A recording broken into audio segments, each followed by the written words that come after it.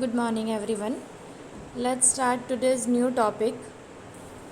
Topic start કરતાં પહેલાં I hope કે જે કંઈ અત્યારે આપણે 2 યુનિટ કમ્પ્લીટ થઈ ગયા છે, મીન વાઇલ પ્રેક્ટિકલ બી સાથે સાથે જોતા જઈએ છીએ, તો એમાં કોઈ તમને ડાઉટ્સ નહીં હોય. અને મારી નોટ્સ છે એન્ડ કેડીટી અને અહીંથી જે બુક પીવી પબ્લિકેશનની તમને જે આપવામાં આવી છે એના રેફરન્સ થ્રુ એક્સ્ટ્રા મટીરિયલ પણ તમે બનાવી શકો છો. સ્ટીલ કોઈ ફાર્માકોલોજી રિલેટેડ કોઈ ટૉપિક રિલેટેડ કંઈ ક્વેરી હોય તો તમે પર્સનલી કોલ કરીને પૂછી શકો છો, બરાબર. બટ રેગ્યુલર રહેજો લેક્ચરમાં અને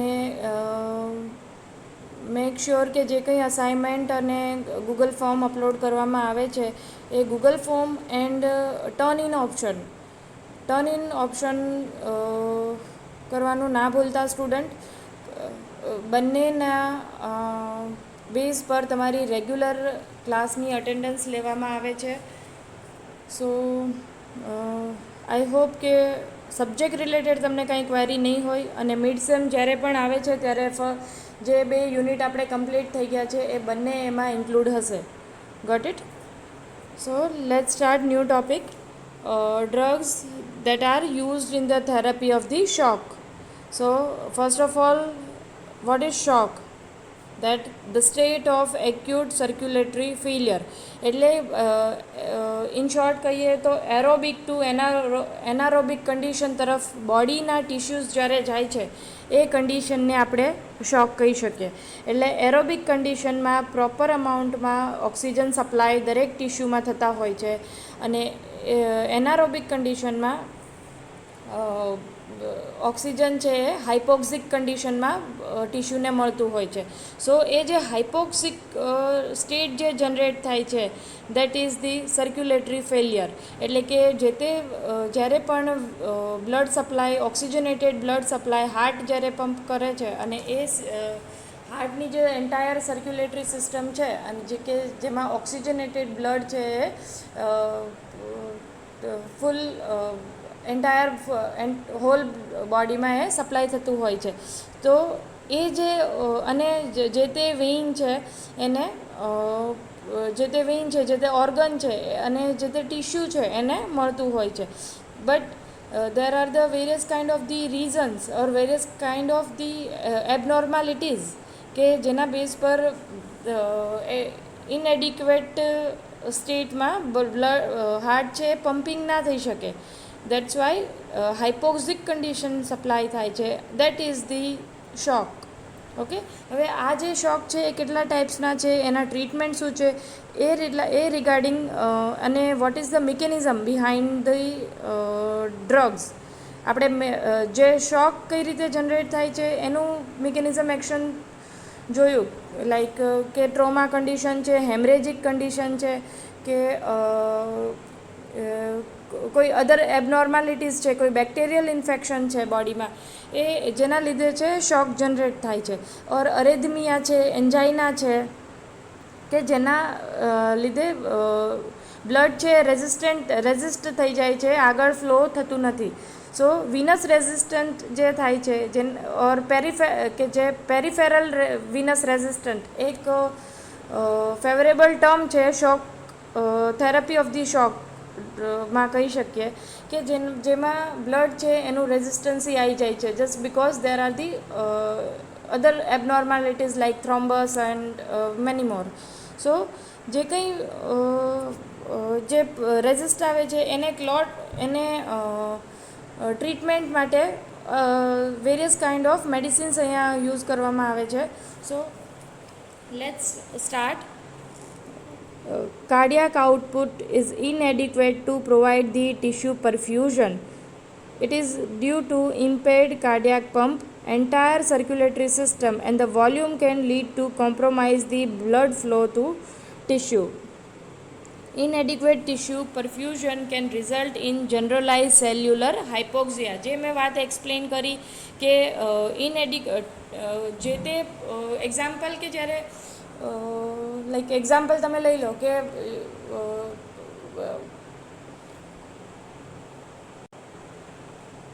કે there are so many pipes, okay, that is attached with the one tap. એટલે તો એ જે પાઇપ, એ જે ટેપ જ્યારે સ્ટાર્ટ કરીએ છીએ અને એની સાથે જેટલી પણ પાઇપ અટેચ થયેલી હોય તો એ દરેક પાઇપમાં પાણીનો ફ્લો એડિક્વેટ અમાઉન્ટમાં જશે. હવે જ્યારે એ ટેપ તમે હાફ બંધ કરી દો તો એ હાફ બંધ કરો તો એ જેટલી એની સાથે પાઇપ અટેચ હશે એમાંથી અડધી જ પાઇપમાં પ્રોપર અમાઉન્ટમાં પાણી પહોંચશે અને અડધી પાઇપ છે એ વિધાઉટ, એમાં કોઈ જાતનો ફ્લો જોવા નહીં મળે. અને જ્યારે એકદમથી ટેપ બંધ કરી દો છો તો ઇનએડિક્વેટ એટલે કે પાણીનો ફ્લો છે એ એકદમથી બંધ થઈ જાય છે.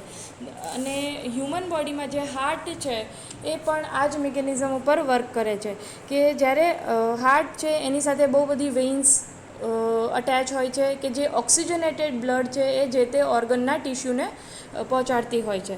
સો in the case of this scenario કે જ્યારે ઇનએડિક્વેટ ટિશ્યુ પરફ્યુઝન, જે બ્લડ પરફ્યુઝન જે એન્ટાયર સિસ્ટમમાં જોવા મળે છે એ ઇનએડિક્વેટ હોય, એટલે કે સપોઝ હાર્ટ જ પમ્પિંગ વ્યવસ્થિત ના કરે તો it produce the હાઇપોક્સિક condition.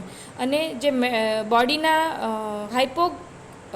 see in the next line, hypoperfusion generally the key components or major organs છે, brain છે, heart, kidney, liver, that are the major organs of the human body.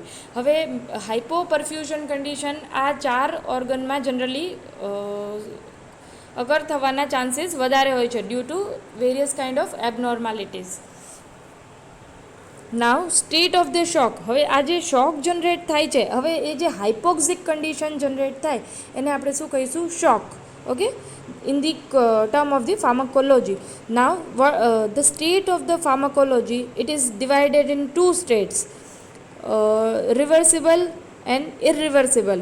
Two states, it means Alia Bhatt વાળું states નહીં. Clear student? So state કે reversible અને irreversible હોય. હવે reversible means vote?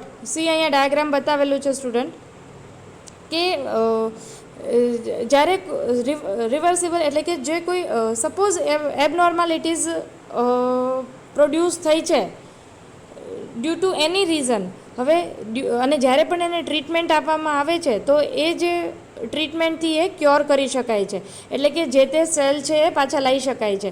પણ જો એ ક્યોર ના થઈ તો death of the cell condition બોડીમાં એપ્લાય થશે. અને ઇરરિવર્સિબલ સ્ટેજ જ્યારે સ્ટેટ એપ્લાય થાય છે તો એ વખતે કાં તો કન્ડિશન ડિલે થઈ ગઈ હોય છે અથવા તો કે એમાં કોઈ મેડિસિન છે પ્રોપર એઝ અ ટ્રીટમેન્ટમાં યુઝ ના થઈ હોય.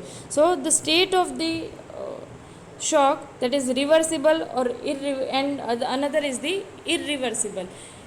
સો શોકને આપણે એ રીતે ડિફાઇન કરી શકીએ બુકની જે લેંગ્વેજ છે એ according. It is defined as a condition of cellular and the tissue hypoxia due to reduce the oxygen demand supply, inadequate oxygen utilization for the organ. The most commonly occurs when there is a circulatory failure manifest as a hypotension. Undifferentiated shock refer to the situation. Got it student? આ બુકની definition છે. નાવ હવે જે એની treatment આપવામાં આવે છે એ replacement with the plasma, blood substitution and whole blood. એટલે કે જે આ રિવર્સિબલ સ્ટેજ છે તો રિવર્સિબલ સ્ટેજમાં જનરલી પ્લાઝમા ઇન્ફેક્શન થયું હોય તો પ્લાઝમા રિલેટેડ ટ્રીટમેન્ટ આપીને કે જે કોઈ તો પ્લાઝમાનું રિપ્લેસમેન્ટ કરવામાં આવે છે કે બ્લડ સબસ્ટિટ્યૂટનું રિપ્લેસમેન્ટ કરવામાં આવે છે અથવા તો એન્ટાયર બ્લડનું. જ્યારે કિડની રિલેટેડ તમે જોવો છો તો ડાયુરેટિક અને એ જે પ્રોસેસમાં બ્લડ છે એને હોલ બ્લડને રિપ્લેસ કરવાનું હોય છે. So this is the way કે જેનાથી કિડની શોક જનરેટ ના થાય બોડીમાં. નાવ હિમોડાયનેમિક પેટર્ન એટલે કે આ જે શોક જે બોડીમાં પ્રોડ્યુસ થાય છે એ શેના સ્ટેટને લીધે થાય છે? What is the mechanism behind the shock? Inadequate venous return.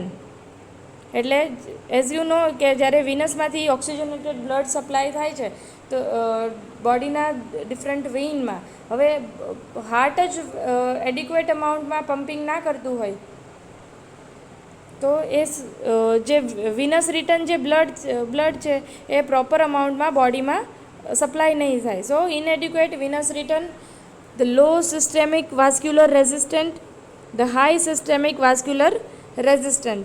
એટલે કે low systemic resistant blood flow જે બ્લડ પરફ્યુઝન જે થાય છે એ લો પ્રેશરને લીધે એ ફ્લો જે પરફ્યુઝન છે એ પ્રોપર અમાઉન્ટમાં નથી થતું. એવી જ રીતે હાઈ સિસ્ટેમિક વાસ્ક્યુલર રેઝિસ્ટન્ટ એટલે કે હાઇપર પરમિએબિલિટી અને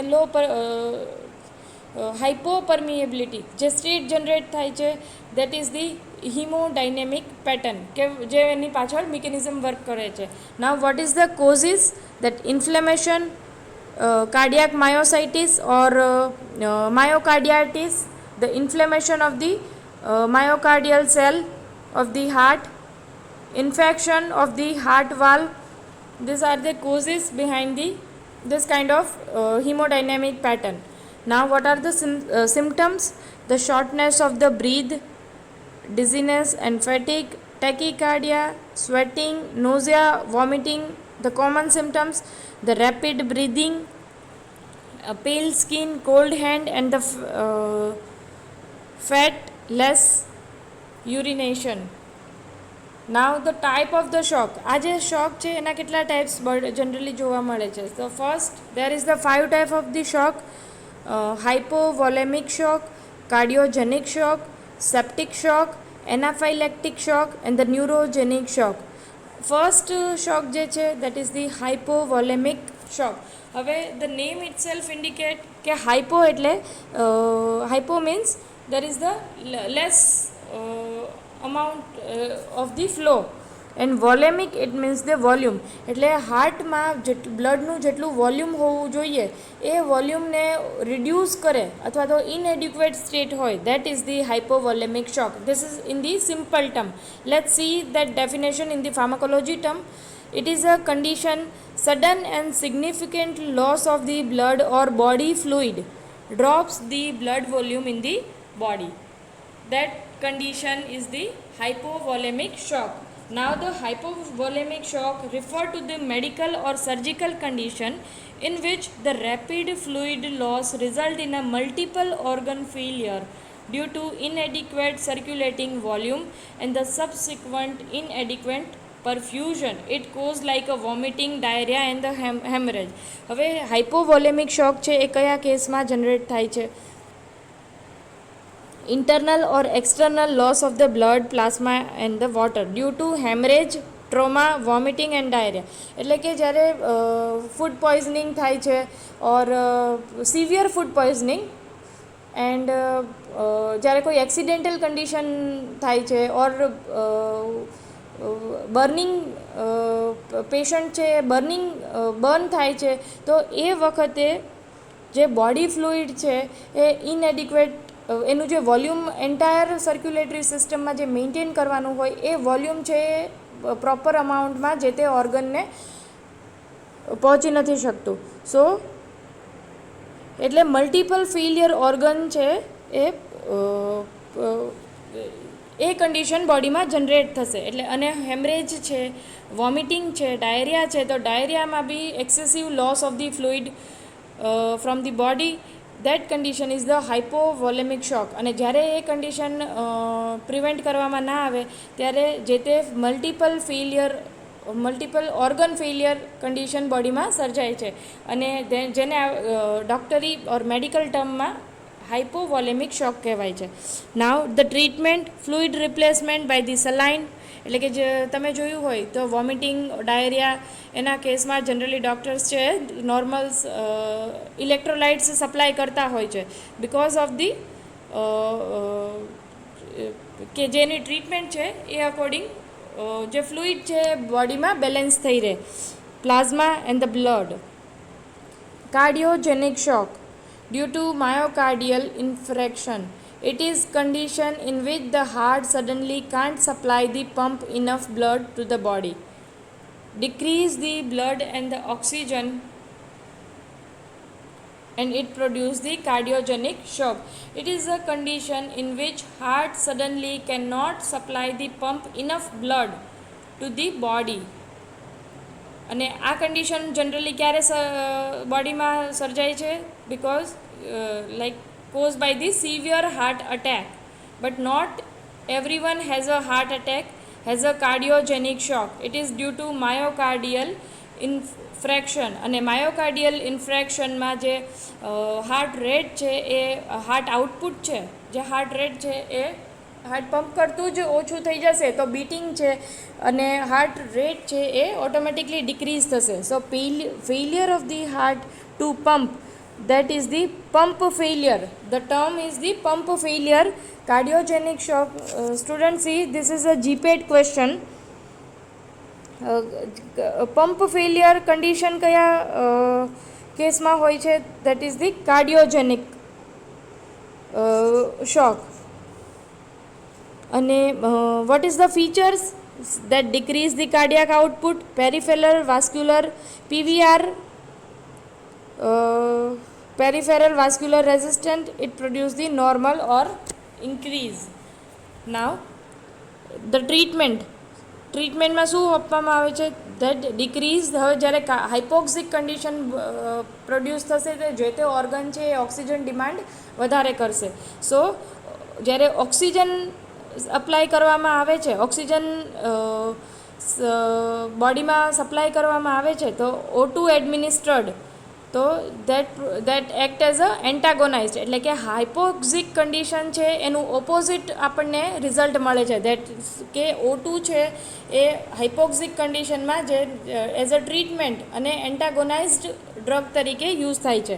અને જે હાઇપોક્સિક કન્ડિશનમાં જે વેરિયસ અદર્સ જે પેથોલોજીકલ ચેન્જીસ થાય છે, એસિડોસિસ જનરેટ થાય છે, એ કન્ડિશનને પણ ડિક્રીઝ કરે છે. અલ્ટિમેટલી ડિક્રીઝ ધી પેઇન અને anxiety which decrease the reflex vasoconstriction. અને વાસોકોન્સ્ટ્રિક્શન છે એ કન્ડિશનને પણ એ રિડ્યુસ કરે છે. Now septic shock. Septic shock, it is a subset of the sepsis with the significantly increased the mortality due to abnormalities of the circulation. અને જે આ septic shock છે it is just due to the gram negative and gram positive bacteria.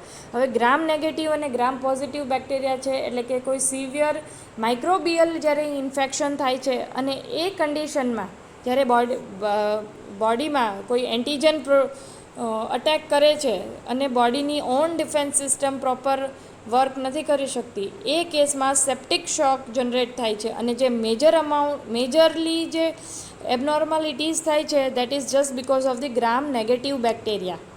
અને features initially PVR decrease. Primary સ્ટેજમાં શું થાય છે? Peripheral vascular resistant જે છે એ ડિક્રીઝ થાય છે અને ultimately it produce the warm shock. Cardiogenic shock જે હતું એમાં પંપ ફેલિયર કીવર્ડ છે. અને વાર્મ શોક કયા કેસમાં જનરેટ થાય છે? તો septic shock. It is also important question for the GPAT. અને એના ટ્રીટમેન્ટમાં એન્ટીમાઇક્રોબિયલ ડ્રગ્સ સપ્લાય કરવામાં આવે છે. નાવ એનાફાઇલેક્ટિક શોક. હવે એનાફાઇલેક્ટિક એક કન્ડિશન છે કે જે આપણે હાઇપર સેન્સિટિવિટી પાર્ટ 1, 2, 3, 4 જે જોયું હતું એમાં નો એક ટાઈપ છે. તો hyper sensitivity reaction just due to antigen antibody reaction. અને એન્ટીજન એન્ટીબોડીનું રિએક્શન જ્યારે થાય છે ત્યારે એનાફાઇલેક્ટિક શોક જનરેટ થાય છે. It is a condition of the severe allergic reaction. It is just due to the antigen antibody reaction. It's a most often cause by the allergy to food. એના કયા કારણે થાય છે? તો allergy to food, insect bite or certain medications. અને symptoms generally increase the વાસોડાઇલેશન.